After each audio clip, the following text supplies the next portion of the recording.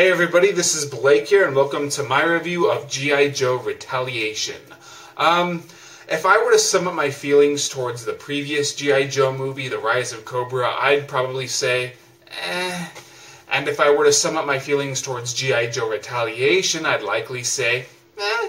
The first one was a below-average action movie. The second one is an above-average action movie. It's nothing exceptional, but it's not really bad either. It's just okay. I had some fun with it, but nothing more.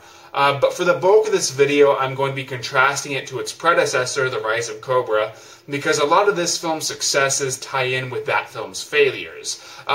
For one, G.I. Joe 1, I'm just going to call it that, it didn't know who its target audience was. It wanted to appease us older viewers, grounding its story in reality. It had a very intricate plot. It developed its characters and dealt with serious subject matter.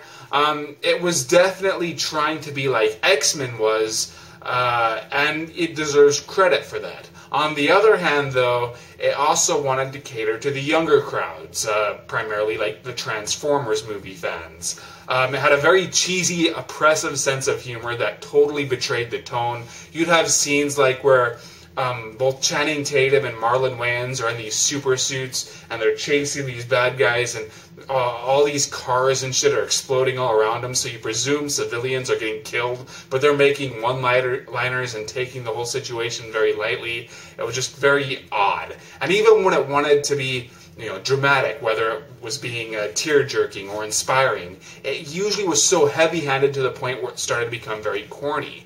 Now, you could argue that it's G.I. Joe. It's supposed to be cheesy. But that's it. The movie was taking itself too seriously for me to enjoy as a campy action flick, but at the same time it wasn't taking itself seriously enough, so I could not take it seriously. It wasn't sure what it wanted to be, and those opposing sides just could not be reconciled, and they just, diminished the overall impact. I could not enjoy that movie on any level, even if I do respect it in some areas. So yeah, that's the main reason I didn't like it. Now with G.I. Joe Retaliation, I think it works a lot better because its target audiences is both older and younger viewers. And I think what made it work is that it blends in action and humor seamlessly, but it never becomes too deep. Yet at the same time, it never became too silly either. As an older viewer myself, yeah, there were a few cheesy moments, but I rarely gagged. I rarely got irritated with the movie for its brand of humor. Generally, when it wanted to be funny, I would at least snicker, sometimes at it, but I never felt awkward for watching it and enjoying it. And at the same time, it's never too deep or tragic to turn away younger viewers. So, yeah, I think it overall had a more successful tone, and that was the primary reason why I felt this was more enjoyable. Now, a lot of this is very subjective. For example, Retaliation does not have a story at all.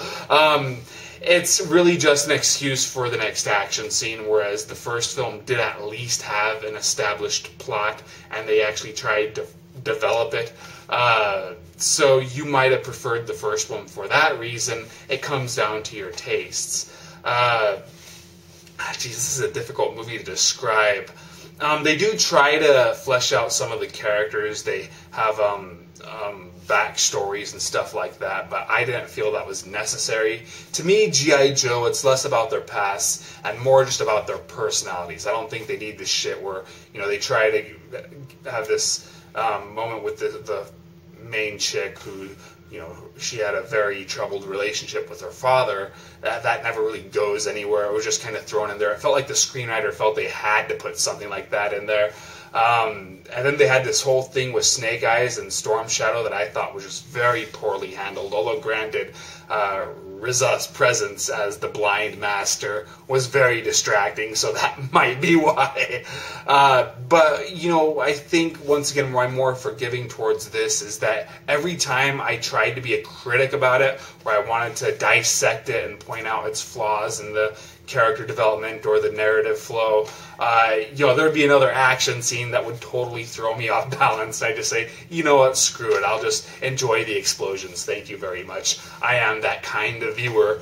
But yeah, so I guess moving on to the action, it's pretty standard, just explosions, gunfights, hand-to-hand fights, but I thought they were all pretty well executed. Whenever there was an action scene happening, I was generally into it. I was pretty excited. I was enjoying myself. I liked how they scaled down the gadgets and stuff like that. That's, I guess, another thing I should talk about. The first film cost $175 million to produce, I believe. This one cost $125 million, so it's $50 million less than the first one. Well, that actually worked for the better, because one of the things I had issues with when it came to the previous film is it just, when I think of G.I Joe, I don't think of this science fiction-y, vehicles and gadgets and stuff like that. It's too out there. So I didn't like the super suits or the various ships they'd use.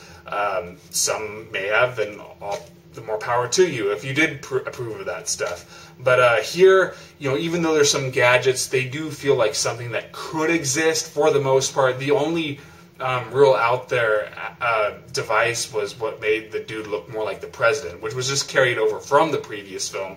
But generally, it's just the G.I. Joes having guns and shooting the shit up, or they have some explosives, and they're plausible, and I like that.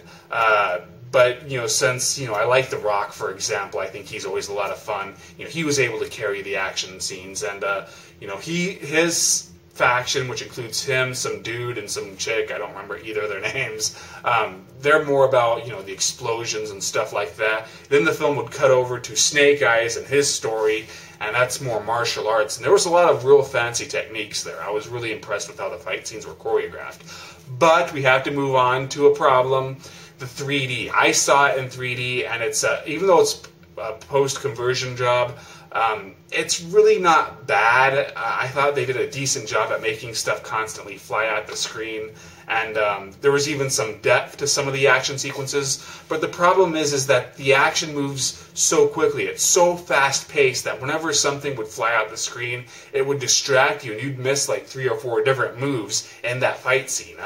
That's the main issue with converting movies into 3D, is that if you weren't planning on it, the action often isn't going to gel well with the conversion.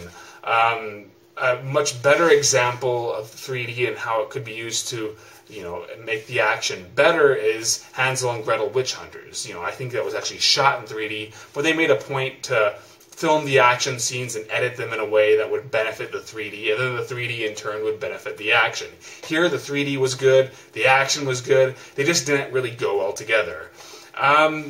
That's really all I have to say. Enjoying it comes down to what kind of viewer you are. You definitely have to turn off your brain. It is a pretty stupid movie, but at the same time, as I said, it is a pretty fast-paced one, and I thought the action was pretty good. But you have to make your own decision. Does this sound like it would be appealing to you? If so, definitely check it out. But I'd still say Olympus Has Fallen was better. If you haven't seen that one yet and you are an action fan, you should go check that one out instead of this. But if I were to be objective, like if I wasn't such a huge movie bug, if I didn't feel the need to go see everything in theaters, I probably would have enjoyed this more as a rental. I think it's a really good rental. But I wasn't angry that I saw it in theaters either. I thought it was fun enough. I guess that's how I'd sum up this movie in just 2 words: fun enough.